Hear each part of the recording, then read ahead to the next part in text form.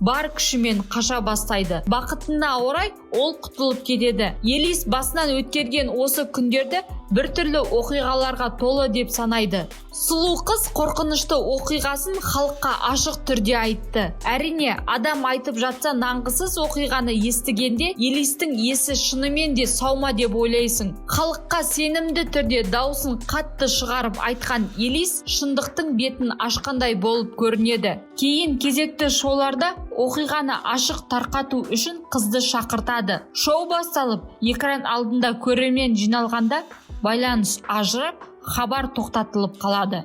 Мүмкін бұл жай техникалық ақау дерсіз, бірақ осыдан соң Элисті ешкім сұхбат алуға шақырмайды, және сәнқойдың өзі де халық алдына шықпайды. Бұл істің артында шындықты бүркемелейтін қалталы адам тұрған секілді. Осыдан соң Элис Канадаға көшіп кетеді.